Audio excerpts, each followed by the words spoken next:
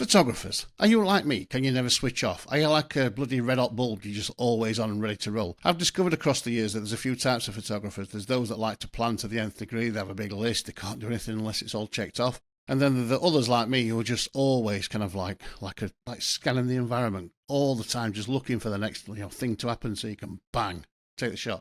I'm going to discuss that today. I'm going to the highs and lows of that, the goods, the bads, the uglies, how it's affected my wife, my photographer's widow wife. And let's see, is it a good thing? Is it a bad thing? Does it matter? Is that where the better photography lives? I think so. Anyway, let's get into it.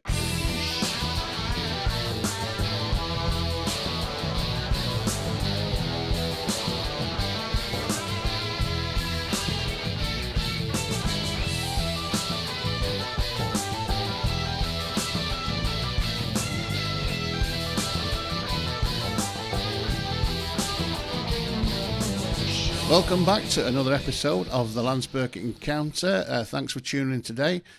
It feels now like the summer's just about over. It's a little bit cooler. I've still got the shorts on and t-shirt. It's not like, we're not into the winter yet, but it looks a bit miserable out there and it's a little bit easier to get around without sweating your nuts off.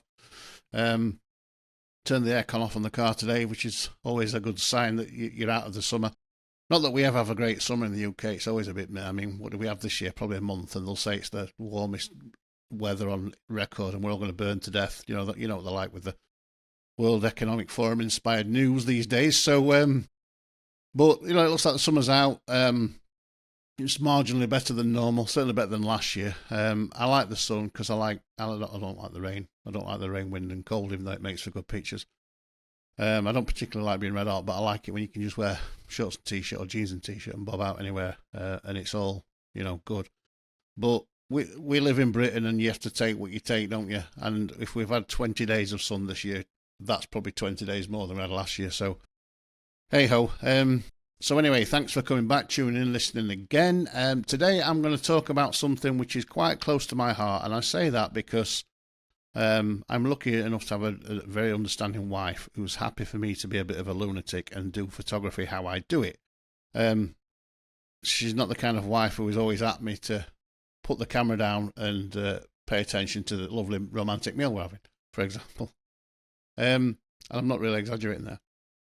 But I wanted to talk today about myself as a photographer, and I think I was like this when I was a musician as well, so it's probably some kind of OCD in me, or at least some kind of ism that makes me always kind of like chomping at the bit. But I can't go anywhere, do anything, whether it be work, whether it be play, whether it be relaxation, whether it be whatever it is, I can't go anywhere and not see photographs.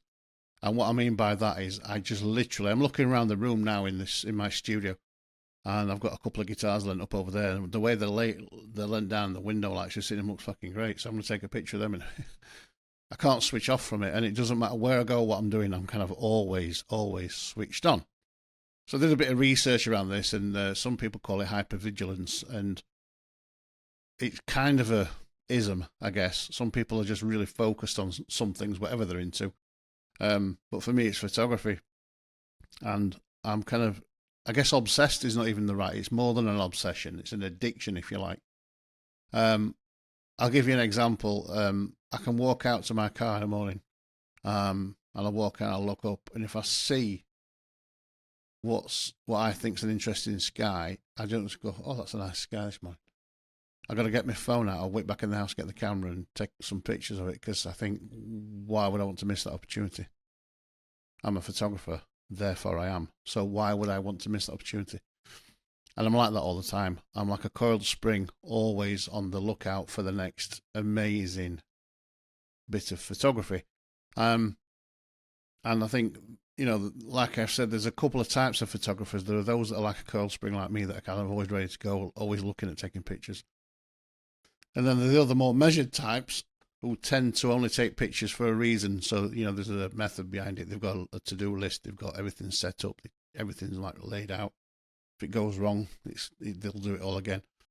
I'm a little bit like that sometimes with, craft, with studio work. But generally speaking, I learned it's taking the picture, isn't it? Take the picture, don't miss it, because you're too busy making sure your checklist's done. So I'd be interested to know what kind of photographer you are. If you're watching this today, hopefully you've got an interest in photography. Are you the coiled spring type like me, that you just always is the next fix, or you're a bit more laid back and you just take pictures of things you like when you have a chance to do it and you plan it. Or is there something in between? I don't quite know. But they tend to be the two types of main photography types that I've come across. And I'm definitely a coiled spring. And it's had its, it's had its moments in terms of, certainly in terms of my wife Kirsty being pissed off at me. Not so much now because having been together as long as we have, she got used to it. And I think she gave over to it after a few years of us going places and me always having to take a picture. I think she got more fed up of walking down the road and realising I was 100 feet behind her taking a picture of something. And in the end, she just gave up and learned to wave. Thanks, Kirsty. But it is an obsession. But so it caused a few issues. It didn't really kill out. It didn't have any big effect on our relationship. I think Kirsty used to get pissed off at me sometimes for always being miles behind or being off with the fairies when she was doing something. I think it pisses her off more when she's talking to me and I'm not listening because I've seen something I want to do. I think that's where Kirsty would tell you that I'm an arsehole. But over time, actually, what I did was, I can't remember when it was, it must have been around 2018, 19. I put together a photo book and I called it Photographer's Widow. And I did that because Kirsty used to joke, or I don't know if she was joking or not, but she used to say that's what she'd become, a photographer's widow. So on the front cover of the book, I had a photograph of us walking down the street hand in hand, walking around our local village, just out for a walk. This is way before we got the dogs. Lovely sun behind us, casting a great shadow of us both on the floor. I took a picture of that. I saw it. And I just thought that was a real good cover for the book. You know, bear in mind at that point, if you could read Kirsty's face, she's probably thinking, fucking put that camera down. So what I did, I collated a load of pictures from our walks, our nights out, our holidays together, and compiled them in this book, Photographer's Widow. And it's really interesting because they're not pictures that I would have planned to go and take. They're just things you come across because you switched on, you're wired, you've got a camera in your hand. And at first, I just used to use my phone. And then as I realised we were going to more and more interesting places, I wanted to photograph them a bit better, get a bit better quality, take a bit more photographic time in making pictures. I started to use my actual cameras. So the book is like a mix of camera phone shots, smartphone shots, and actual camera pictures. All sorts of cameras from the 7D to the Sony A600 to the 16, everything in there. But it was really interesting to see that book come together. And then within the book, Kirsty wrote a foreword. There's the book itself. Little photo book. Just did it through Blurb. Self-published. But within that, Kirsty wrote a little foreword about how she felt being a photographer's widow. Just the opening gambit says, "What does it mean to be a photographer's widow? Standing on your own while your husband takes photos of what looks like, to the untrained eye, a complete pointless thing." And, you know, she's right. To the untrained eye, to the non-photographer, why are you taking a picture? That's just some shadows on a wall. But for me, and for us photographers, the love of, you know, the buzz is the wrong word. I mean, you get a buzz when you're drunk, don't you? You get a buzz when I don't know if you're dropping acid or whatever you're doing. It's different. It's a different link. When you get that photograph as a photographer, it's a totally different thing to anything I've done. Now, I'm not saying it's better than sex or it's better than any other rush you can get, but it's different because it's a creative thing. It's a I did it thing. It's a look what I've made from my observation thing. Artists will get it. Musicians will probably get it. It's just something different. And it's almost as if you miss it, it bothers you. If you miss it, it's then playing on your mind for weeks. I never got that shot. Never going to get that shot again.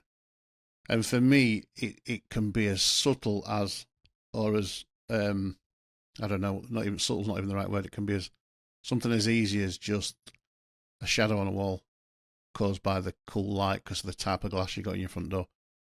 If you see it, you got to take it. So I'm going to take you through some of my pictures now, just to kind of give you a flavour of the kind of stuff I can never switch off from.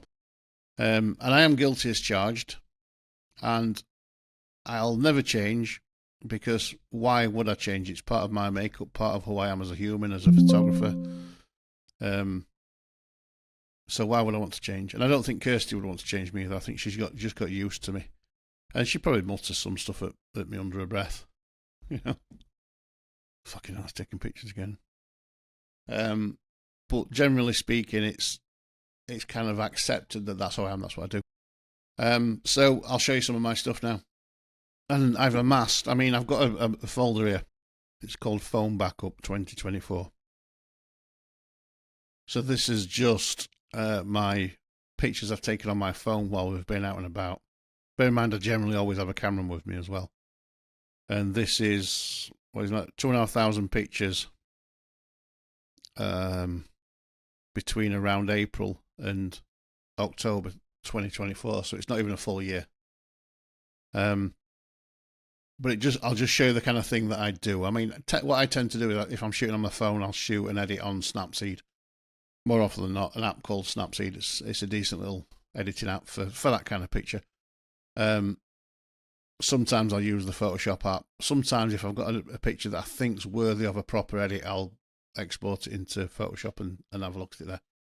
But these aren't my professional. It's not my professional work. It's not the kind of stuff I would look to sell or to put on stock or do any of that stuff. It's just stuff to collate. It might show it somewhere. It might be on my Instagram. It might even show on the website. But it's not what I would call professional. It's just my stuff. And this, funnily enough, this set of pictures will start in, I think it was April. Might be wrong. Oh, February 24. Because I just got a new phone, so it's the start of the reel of the new phone. And we went to Liverpool for a couple of days with Kirsty's parents, my in-laws. And we went to a place called New Brighton, which is across the estuary from Liverpool on Burkitt, part of the Wirral. And we'd not been there before, so it was pretty cold, bit chilly that day, but a lovely blue sky, as you can see. And I was just walking around taking pictures while they're enjoying the place, while they're soaking in the rocks, the lighthouse, the buildings, the atmosphere. I'm taking pictures, and I spoke to Kirsty about this morning, and I said, I often think, we've been to some fabulous places this last couple of years. Since I stopped having the fear of flying, we've been to America and Rome and Greece, all those places. And I feel like I soaked it up, and I feel like I had a good time, and I feel like I enjoyed it, and I can remember the places, distinctly remember what we did. But I did say, I wonder if I don't quite get the same experience as you, because I'm constantly looking for the photo. And I think this set of pictures, this first set, might be a case in point, because I wasn't really paying that much attention to what they were doing, saying, what they were experiencing. I was just walking around taking photos. Sometimes I'm holding Kirsty's hand, sometimes we're talking. But I often wonder if I am actually a bit detached from what they're experiencing, because my brain's in a slightly different mode or at a slightly different level. I don't mean that in a more intelligent way. I'm just in a different place to them. So I'm walking around seeing the same stuff that they're seeing, but as I'm going around, I'm testing this new camera. I'm seeing things. This here is a picture of me and father-in-law. You can see our shadows side by side. Like I said, they're not professional photographs. They're just photographs. This one you can see is a reflection through a window. We sat down, had a cup of tea in this cafe, and you see things out the window. So I'm figuring out the new phone, seeing what it can do as I'm seeing things. Heard that it got a super zoom on it, this one. But digital zoom, I don't know if you know the difference between optical and digital zoom. A digital zoom just zooms into the picture you've got, doesn't zoom manually. So when if you got a 10 times digital zoom like this phone's supposed to have got, all you get is mush, and you see that when you zoom in, it's just mush. So I tested it out on these these birdies here on this little pier. And as you can see, if I zoom in further to that, it's pretty dog shit in it. You know what I mean? It looks like when you used to when photography first went digital and people couldn't afford Photoshop, they used to use things like Paint Shop Pro, and used to be able to you could probably still put effects on like polarize and solarize and posterize and all that other stuff. That's what that looks like when you look at it up close. Utter dog shit. I mean, you wouldn't make a print from it, you wouldn't show it large format, but I guess it allowed me to capture the moment and remember the moment. But still, I wonder if Kirsty and her folks' interaction there was different to mine, because I was more focused on getting the wide shot initially and then zooming in and seeing what the birdies are doing close up. But I'm glad it's an interesting picture. I mean, it's not professional. I mean, exposure could be better. It's a bit wonky. I love the lines. I mean, if you look at it from an artistic perspective in terms of formal elements, line, tone, texture, all that space, it's all got it all there. A little bit of tweak, it could probably be a lot better, but you know, as a photographer, I see it and I take it. I just can't not take it. If I'd have walked past that, if I'd have gone walking on and just gone from, I don't know, from there to there, my head would have been wrecked. I'd have to go back and do it. See it and take it, and that's kind of my approach to photography. And it doesn't matter whether I'm out with Kirsty or out Kirsty and folks or out with my mate or whatever it is I'm doing, I've got to see a picture, or whether I'm sitting on the toilet. More often than not these days, when I go to the loo, you know, you've got your phone in your pocket, and if I see something coming through the bathroom window, I'll photograph it, and we'll probably come across some of that as we scroll through. But as you can see, lovely blue clear day. Pretty cold. We've all got our winter stuff on. That's looking back at Liverpool and the industrial docks from New Brighton Lighthouse. Again, digital zoom. You can see the ropey quality, can't you? When you look at that, it looks like it's got that old painting dashed like brush stroke. I don't know what they would call it, painting effect on it. It hasn't. It's just an artifact of the zoom's not that great, even though they're trying to sell you like you can photograph footprints on the moon that don't exist with it. In fact, that's another point for another day, isn't it? The software you get with some of the telescopes and cameras you use now when you're photographing the moon gets to a point where it actually replicates a live picture of the moon with an actual picture of the moon. So you think you're looking at the moon, but you're looking at a picture of the moon. That's just devious. We'll get into that another day. But as you can see from this set here, my desire is to capture pictures, and I don't know who that is actually. That person having the fag over the wall, I just saw it, took the picture, got a bit of Kirsty's arm in there. Shadows. This was interesting. We were all leaning on the rocks, and I, as we're talking, as we're leaning on the rocks, I spot that there's I saw an opportunity in the shadows. And I thought this is too good to miss. So you can see I'm trying to figure out the best angle to get the photograph of us in the shadows with a lovely green algae or whatever it is on the rocks, to try and get that bit of us up here, me, Kirsty, Mum and Dad. And I've done that a few times actually. I took one last week when we went for a few days last week. God, is that a week since we went there? And I took some of us leaning on the railings over Albert Dock in Liverpool. That's 3 or 4 times I've got us all doing that kind of thing, and I just find it interesting. Pictures of people that are just shadows. You can't see the people, but there's a human presence there. But again, while they're enjoying that view and that thing, and that while they're enjoying that thing, I'm taking a picture. So am I separated from that moment? I don't know. Let me know in the comments, do you think I'm separating myself from experience by taking pictures? Kirsty's lovely legs there. Guy walking a dog. Again, just seeing things and just pointing the camera at it because I've seen it. Again, our shadows. Lovely doggy walking past. I mean, like I said to you, none of these are Pulitzer Prize winning pictures. They're just my observations. And occasionally, when you're observing, you'll get something that you go, ooh, I'm glad I did that. Again, just simple things like parallel lines, shadow, shape, form, all that stuff. So,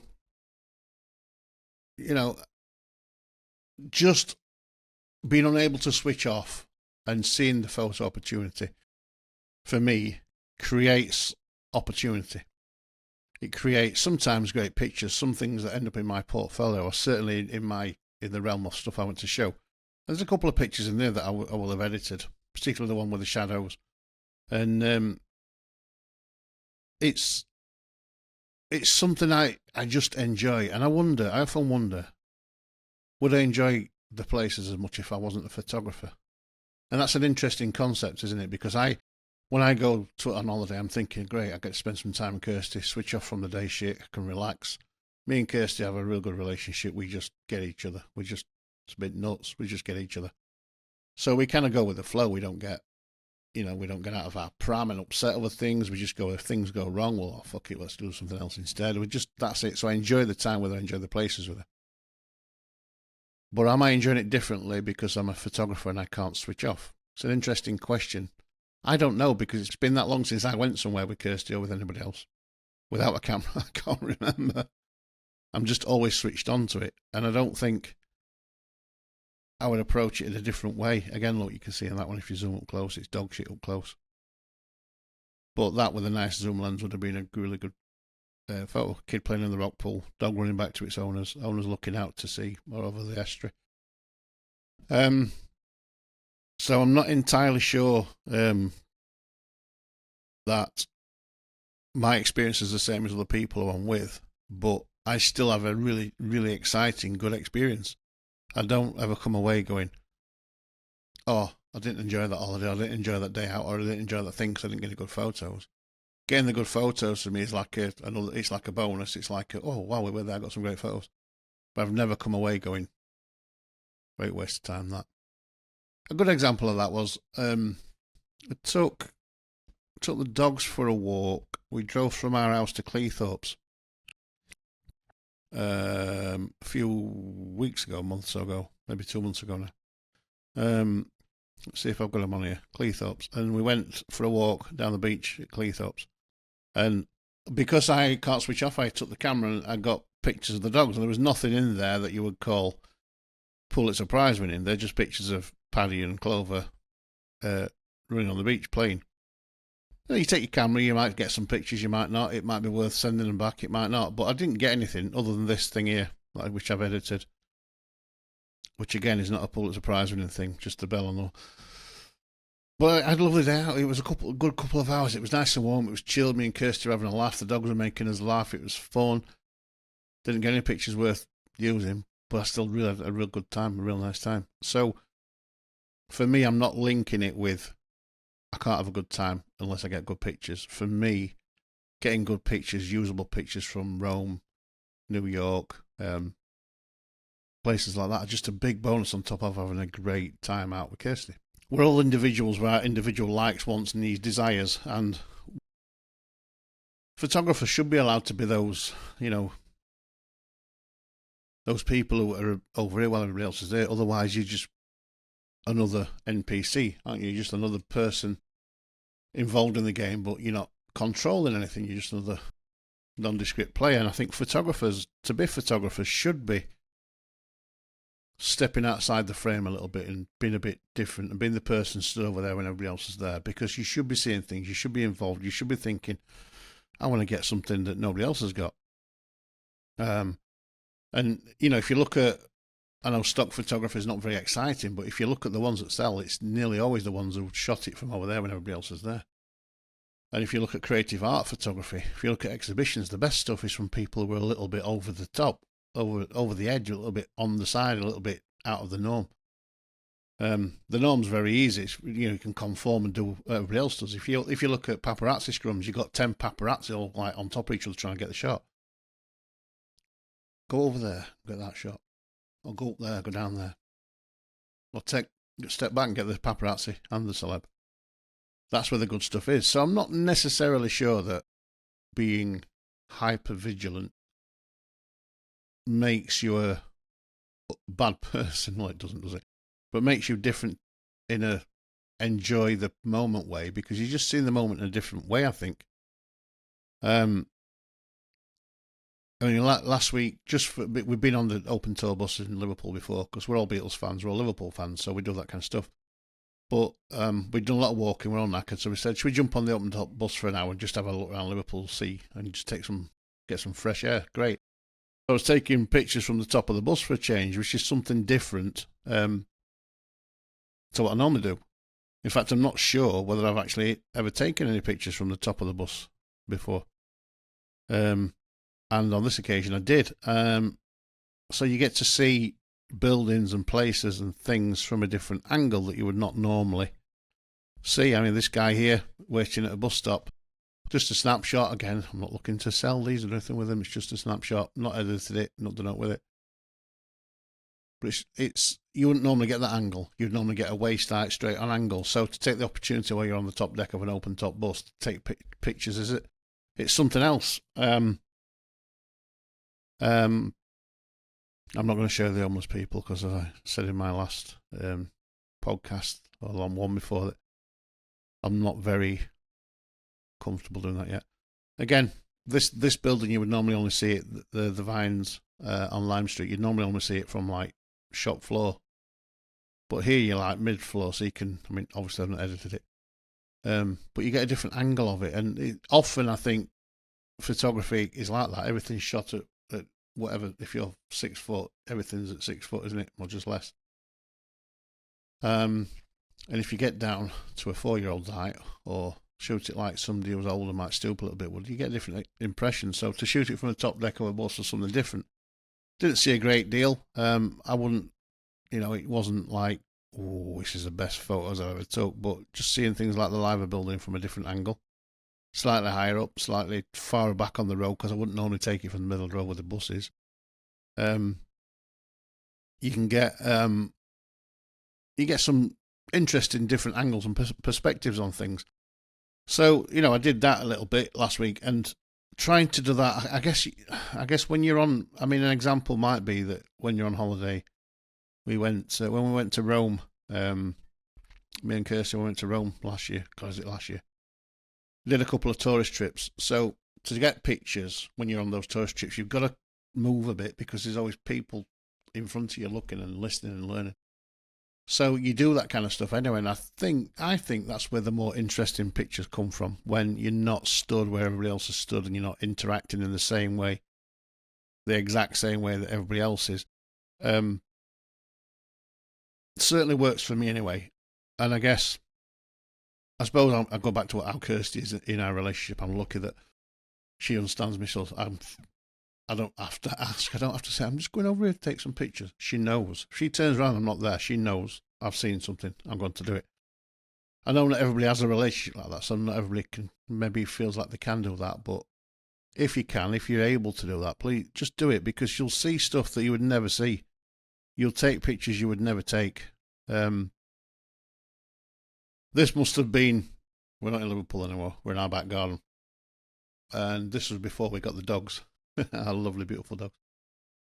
And I've just come out one winter's morning, opened the back door, seeing the patterns, and thought, oh, that's interesting, taking a picture on the phone.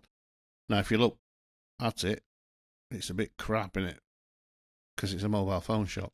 But interesting patterns, because the snow's fallen, melted a little bit, and those squiggly lines are just where it's landed on the hose pipe and made a pattern. And I've come out, I've seen the slither of light from the door opening here, the slither of light coming across from where the roof ends, up at the top here, the squiggly lines, all the patterns from where the snow's melted. Just an interesting shot. I don't want to win a Pulitzer Prize for it. I just come out in the morning, made a cup of tea, opened the door, oh, that'll do. Phone out the pocket, take the shot. And that's kind of my approach to life. And quite often, you can see I've taken a few variations of it. Quite often, in the morning, is where you see the most interesting light, when the sun's just coming up and peeking through, or at the other end of the day at sunset. Sometimes that's where you see the best, most interesting, intricate light is those ends of the day. So enjoy that. And actually, since we got the dogs and since they can't really stay in bed much over 5 o'clock in the morning, even though me and Kirsty are generally up at half 5, 6, half 6 of the latest, just that being up at 5 o'clock, let the dogs out for a wee, breathing in the air at that time in the morning, seeing the light, whether it's winter or summer, it's just the best time of day, I think, to be alive and to be, to be able to see and embrace that. So I started taking lots of pictures in the morning because of that, because I'm up with the dogs and you see interesting stuff. And I know not everybody can do that because of life, because of all that other stuff. But generally speaking, I think that's where the interesting stuff is in photography. When you're where nobody else would be, because they're not photographers, so they're not thinking like that. They're not necessarily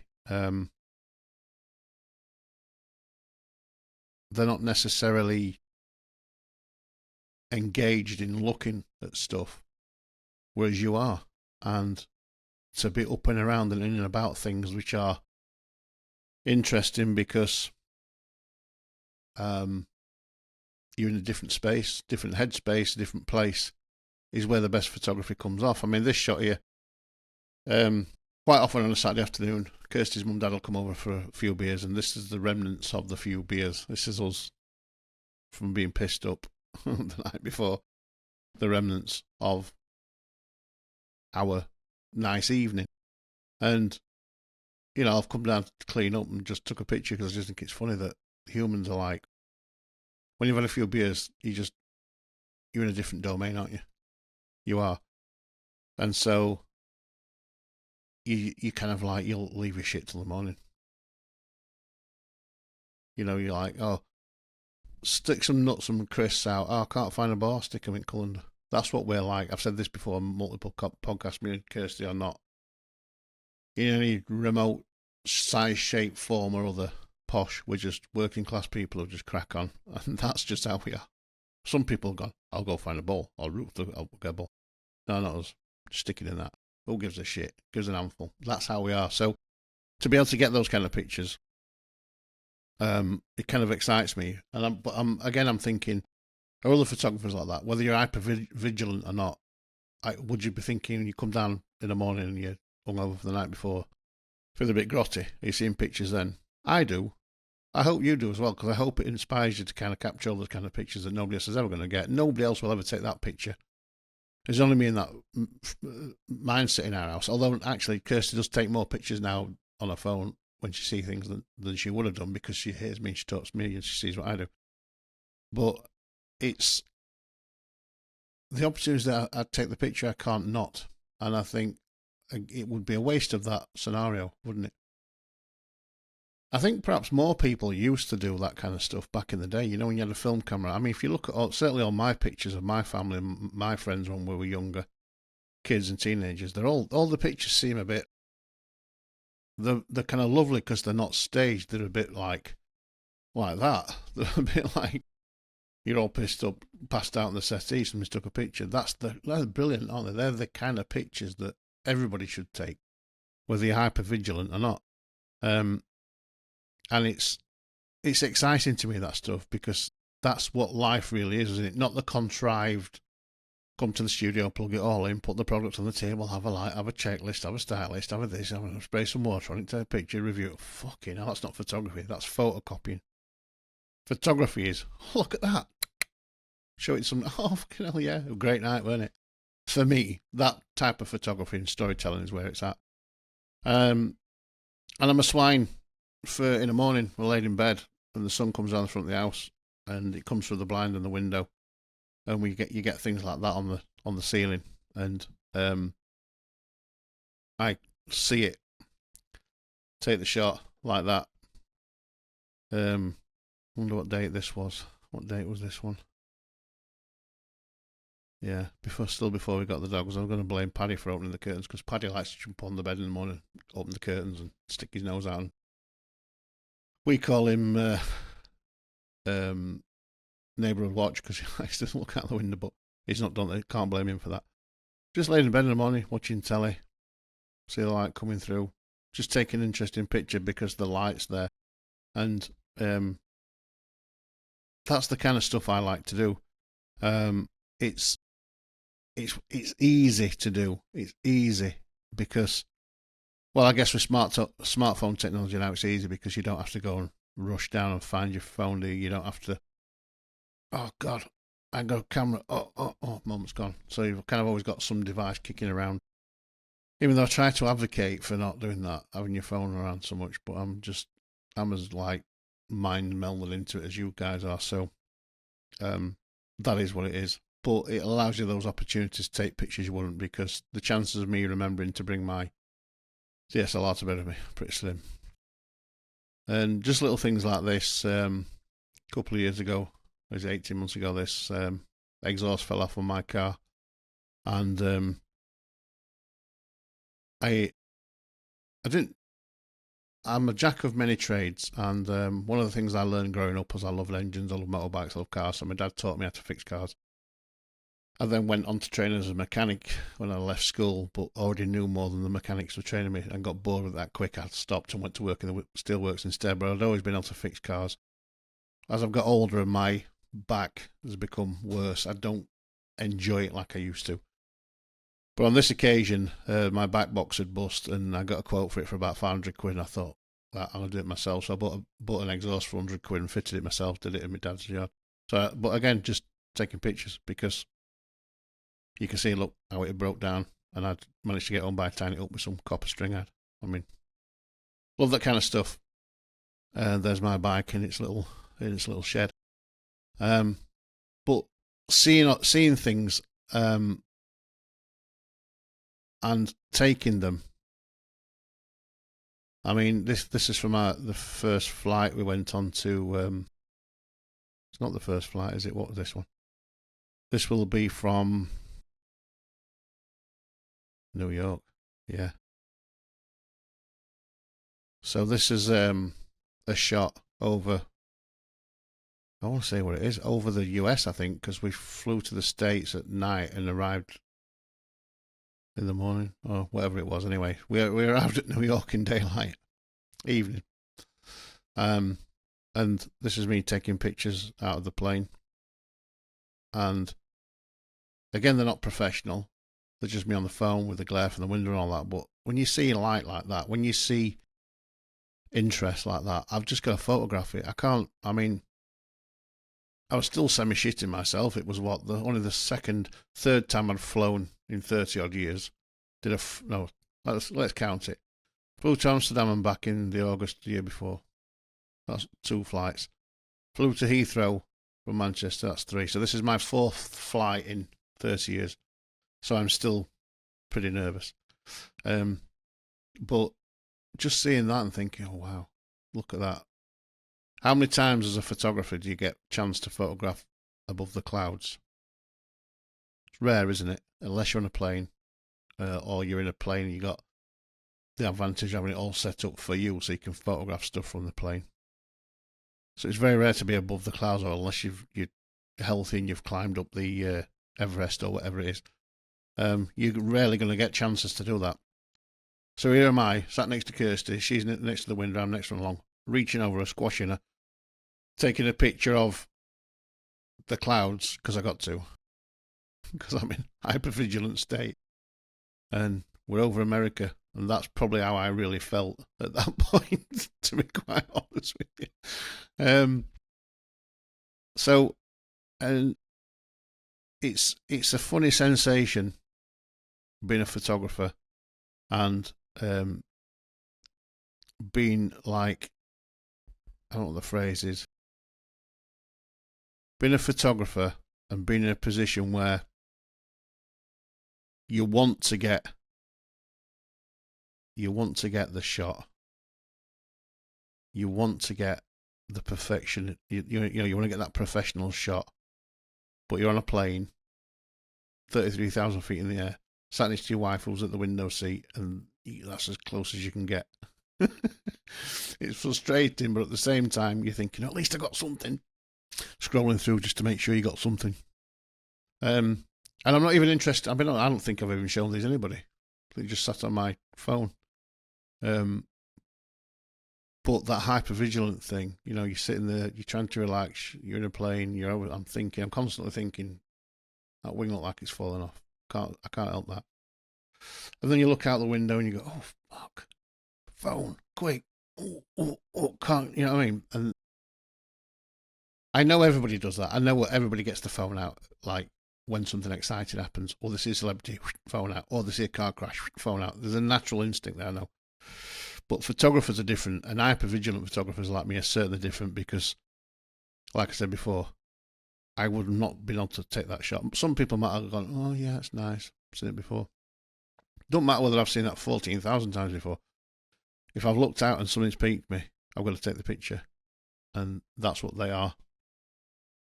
And then again, we're in New York, and that's the view from our hotel on Times Square in New York. So, and you know, if you think about New York, I've showed you pictures. I've definitely done a podcast about New York visit. Have I? I'll check. Yeah, even though we're in New York and I'm taking pictures on my R6. I took about 4,000 pictures in those 6 days, and I'm still taking pictures on my phone as well. Because you can. I might have just had my phone in that hand for some reason, I don't know. But 4,000 pictures in your phone and using your camera phone as well, it's a bit OTT even for me. Tend to use my phone in places where you're kind of setting up a DSLR or a mirrorless to get the shot well. It takes that much time, and it's only a souvenir picture. It's not something you try and sell or publish up in your portfolio. I tend to use a phone because when you whip your phone out, the average picture your phone will take is a bit better than trying to set up the SLR and do it properly, if you like. So, like all the kind of sightseeing stuff we did internally, I will have done just using my phone because it's just better for that scenario. I don't mean better quality, I mean just better for that scenario. So again, you know, I guess you're allowed to be like that. You know, when you're visiting, if you're going around the waxworks or somewhere, you're allowed to take pictures, aren't you? But when you're, I'll give you an example.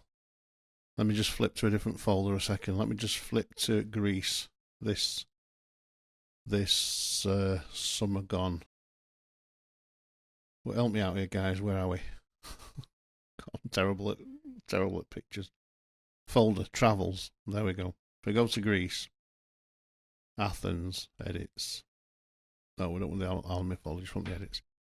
When we stayed in a lovely hotel and we went for tea a couple of times and went for breakfast every day. And the case in point is, sat having breakfast with Kirsty, and I just can't help myself, even when we're sitting having breakfast. Let me find it for you. I'll be right back. So yeah, we sat having breakfast and just saw this, and I just thought, and how many husbands do you know take their, well, this is a mirrorless, but take their proper camera or their DSLR down to breakfast just in case. And this was a case in point, because we've been down a couple of days and there's always people, like interesting people kicking around, isn't there? You know, there's the huge person having a salad, or there's the skinny person with the massive day show. There's the miserable git. There's somebody reading the paper. There's always something going on, and this for me was like just interesting reflections, interesting. It looks like it's mirrored, and it is to some degree, but these people are actually outside on a balcony, and that's the building across. You know, I just thought it was interesting. While we're eating our scrambled egg on toast, and Kirsty's so used to it, she's only about an eyelid now. But I'm pretty sure people looking at us were probably thinking, "Why is that guy sat eating his breakfast with his wife, taking a picture out the window? What's that all about? How is he getting away with that?"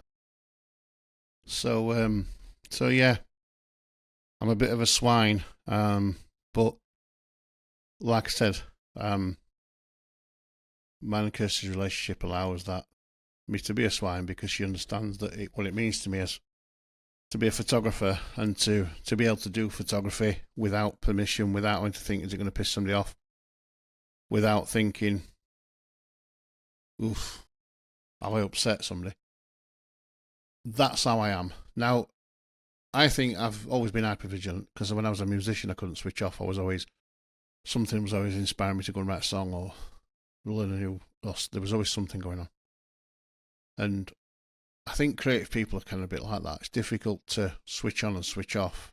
Just doing this podcast, for instance, I can't do it on a rota. Like I can't say right from 12 till 4 on a Saturday, that's your podcasting time, because I might not have enough in my brain for that day. I might not be creatively feeling it that day. I might not even have a theme for that week yet. I do the podcast when I'm switched on, when it comes to me, when I'm like, that's what I'm going to do this week. Occasionally I do a bit of prep, some bullet points so I don't forget stuff, because my brain is like non-existent, the memory. But generally speaking, I generally do it around the weekend because that's when I have time to do it, or sometimes in the evenings.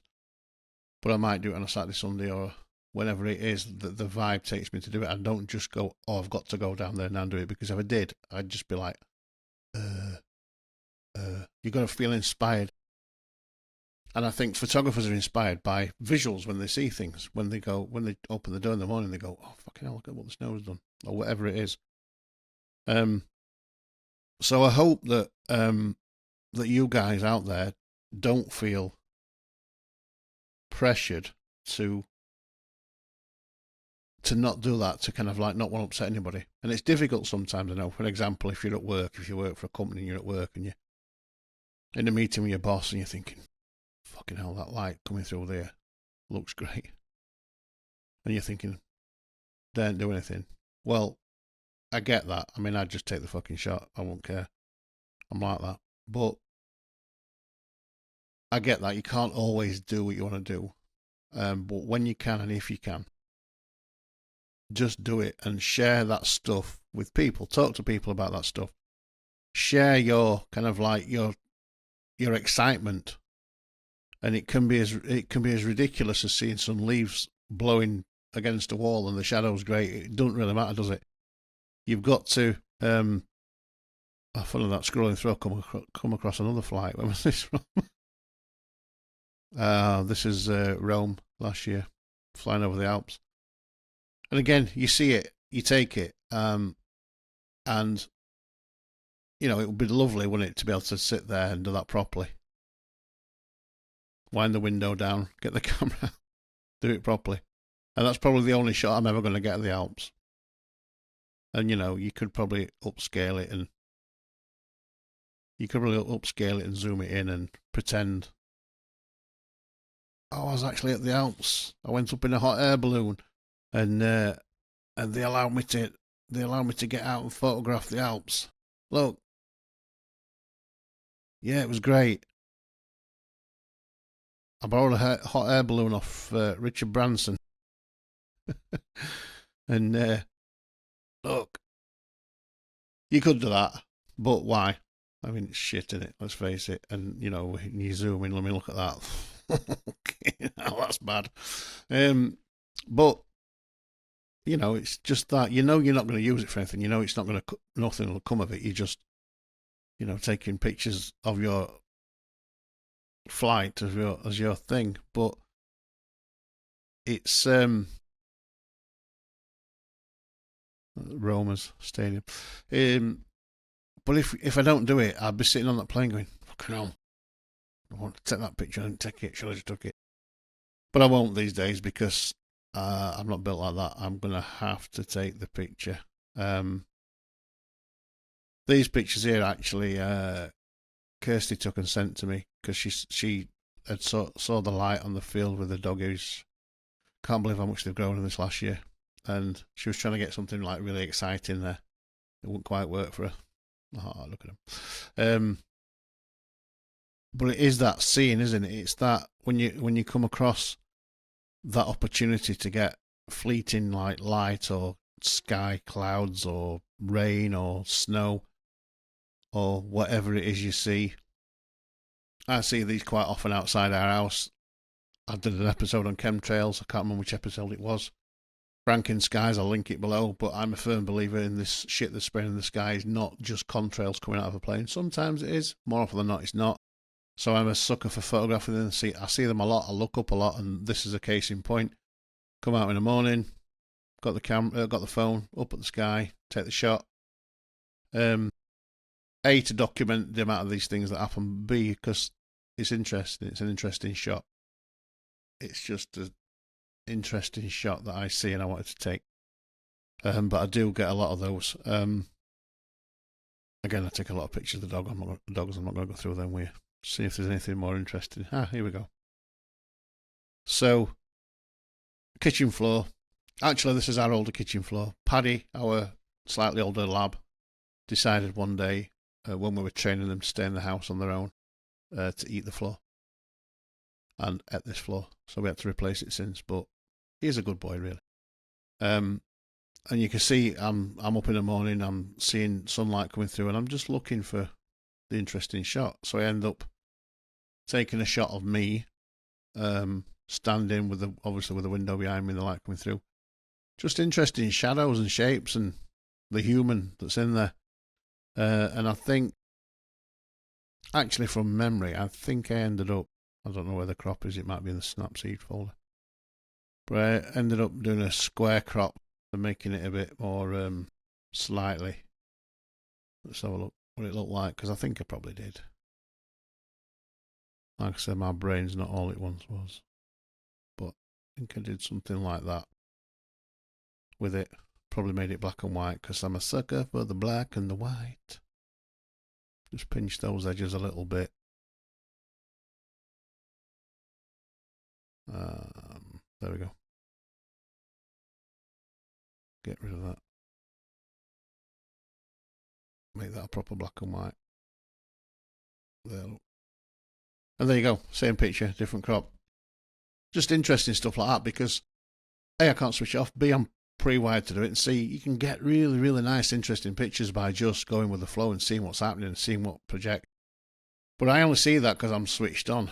But now whether it's hypervigilance, whether it's some spectrum, I don't fucking know what it is. I don't even care what it is. I'm just glad I've got it because I get lots of interesting pictures because I'm always looking for them. I'm never not looking for the next amazing picture. And, you know, it can be something as simple as, you know, the Aurora Borealis that time when it was over the back of the house. I mean, not great. You can tell it's a phone picture.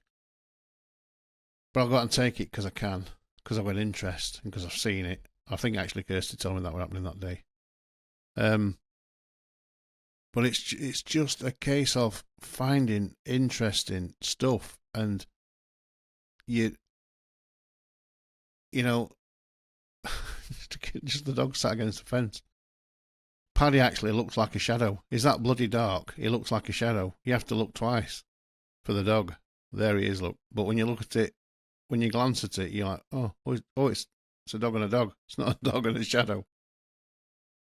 But just interesting stuff like that. And I, you know, whether I've said it before, whether I'm on the toilet, whether I'm out for a walk, whether I'm at work at a gig or whatever I'm doing, I can't not take pictures of things I see. It's just ingrained in me to do that kind of stuff. And I hope that you guys are doing lots of that kind of stuff as well, because I've said this 2 or 3 times in this podcast, that's where the interesting stuff is.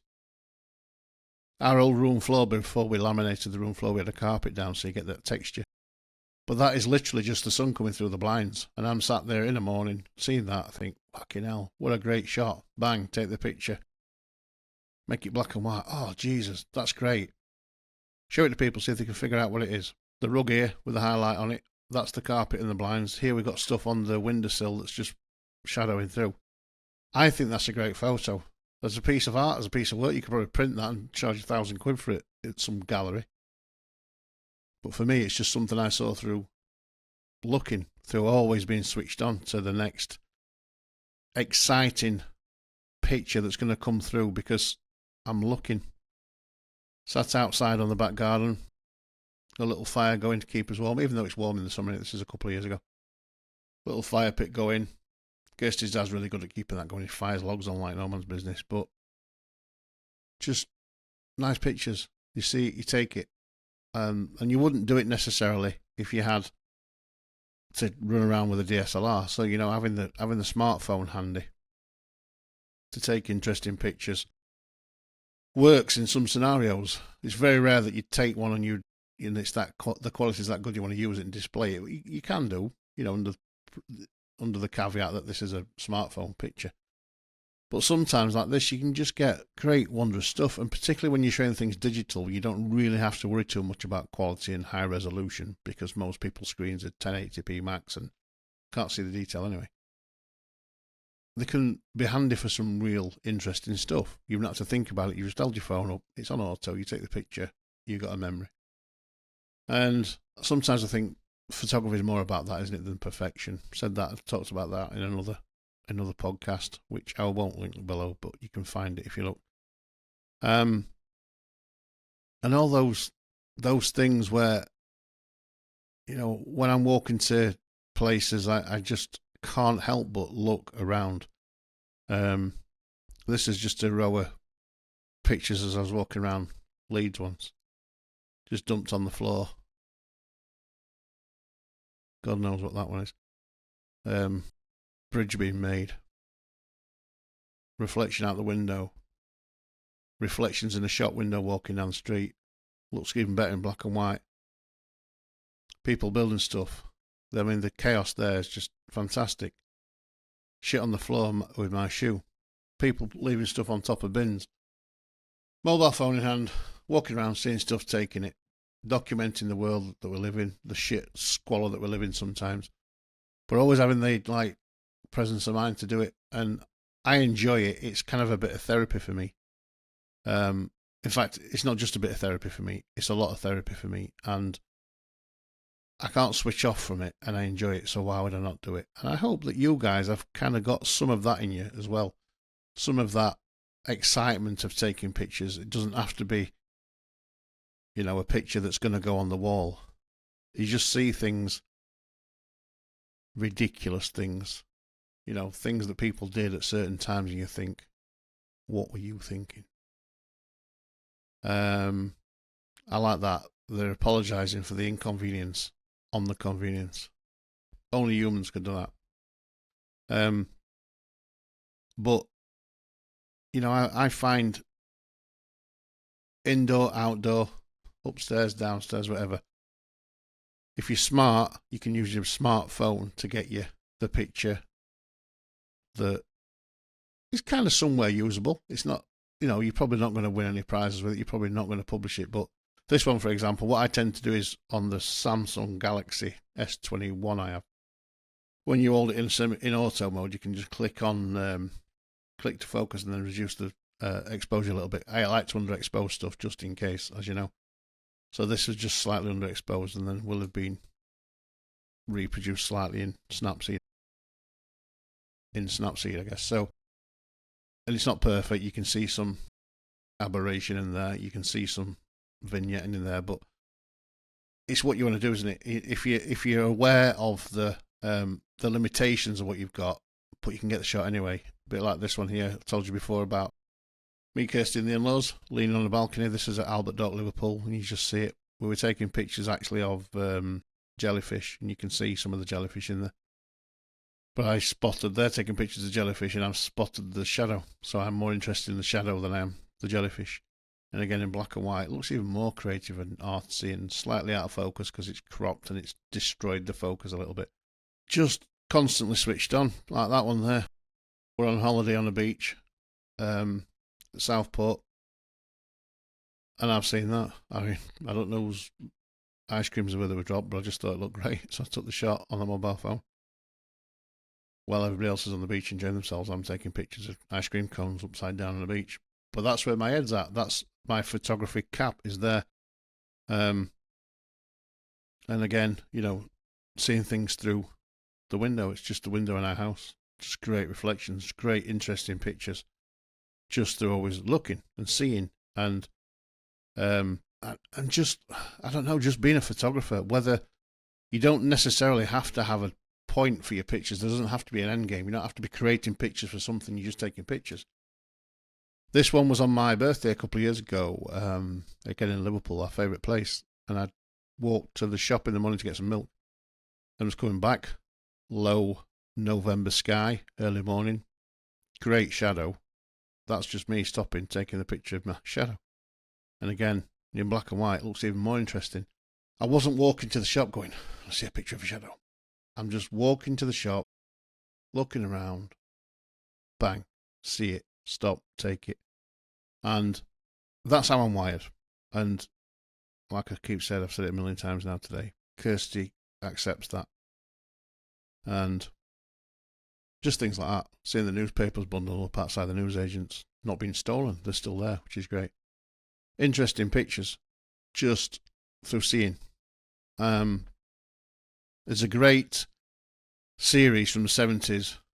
A guy called John Berger did a series called Ways of Seeing, and he talks about how to see art rather than just looking at it. And I think there's an element of that in hypervigilance, that you're not just looking, you're actually seeing. And I think photographers are wired a bit different that way. So, some people are anyway, but I think certainly photographers are. And if you go through life doing that, you'll either be very single or quite quickly have to get a partner that's very understanding of your quirks. And I'm very lucky that I've got a supportive wife who never, ever, ever says anything anymore. She did used to say things initially back in the day. Not say things, she would talk and huff and puff a little bit, but then realised, I think, what it meant to me and how the kind of enjoyment I got from being able to do that. And she enjoys my pictures as well, which I guess, helps. It really does help when people can kind of appreciate what you're trying to do and what you do. And that's what I kind of wanted to say today. Are you hypervigilant? Are you always switched on? Can you not switch off? Or are you a bit more relaxed? Are you a bit more, you're only doing photography when you're in photography mode? When I'm doing serious photography, or when I'm being paid, or when I'm trying to publish it, I have a slightly different ethos. I might plan it a bit more. I have a better overview of what I'm doing. But sometimes when I'm shooting, I'll see stuff that I didn't plan, I'll shoot that anyway. But this kind of photography is just always being switched on, motivated by light and shadow, and you're scanning constantly. And it's a subconscious thing. I don't wake up in the morning and go, right, where's the light? I wake up in the morning, just go about my day, and I see things. I go to brush my teeth, I see something, photograph it. I walk downstairs, the door at the bottom of our stairs sometimes let some interesting light through. Ooh, stop with the phone out, photograph it. That's just how I am. And if you're like that, let me know below. Tell me in the comments what what issues have you come across, what exciting things have you made by being like that. And if you're not like that, maybe have a go at being like that. Maybe try to be a bit more switched on. Take things you wouldn't normally look for or notice. See how that can kind of develop your photographic awareness, skills, desires. There's no right or wrong here. It's just the freedom to be who you are and apply who you are into your photography. And I enjoy doing it that way. But I do think I'm a bit of a mentalist in that respect, because I don't switch off. I can't switch off. I find it difficult to switch off from photography. And Kirsty in the book, The Photographer's Widow, will definitely attest to that truth. I'll stick some of these in at the end of the podcast so you can see what was in it. I can't even bloody remember now. But yeah, there's a good combination of actual shots and mobile phone shots. You can see there. We're on holiday. So that's it from me for today. Thank you very much for listening, tuning in. I know I waffled a lot today, but sometimes do, don't you, when you're going through things and you're talking and brain farts jump into your head and you want to get it all out and tell you all my experiences. That's what this podcast is about, actually. Me telling you about my life experiences, my experiences as a photographer, in the hope that it might, inspire you to go and do a bit more photography or try something new, or even fire something at me saying, Lance, you're talking bollocks. I don't mind. When I first started this podcast, at the end of it, I used to say, hope you enjoyed it. If you didn't, I couldn't give a shit. Well, I still feel like that. I still really don't care if some people don't like it. I want you to like it because I enjoy doing it, and I think I've got a lot of interesting stuff to say in photography. But if you don't like it, that's your choice. If you do like it, brilliant. Do the old like, subscribe, share thing. That is greatly appreciated. And tune in for the next one sometime next week, which will be about who knows what, because I haven't decided yet. But anyway, thanks for listening. Thanks for tuning in. Have a great week. Hope you're having a week. Have a great week, and I'll see you all on the flip side. Cheers. Thanks for tuning into the Lance Burkitt Encounter today. I really do appreciate you spending some time with me here in the world of photography, education and reality. If you enjoyed the episode and feel like you learned a bit of something, do me a favour, like, subscribe and share the channel with somebody you feel really needs to hear it. And if you're able to, and if you'd like to, please head over to lanceburkitt.com/shop and treat yourself to some of the Lance Burkitt Encounter merchandise. After all, that's how we're going to keep the channel and the podcast alive and completely independent. Until next time, keep shooting with purpose and stay true to yourselves. Cheers.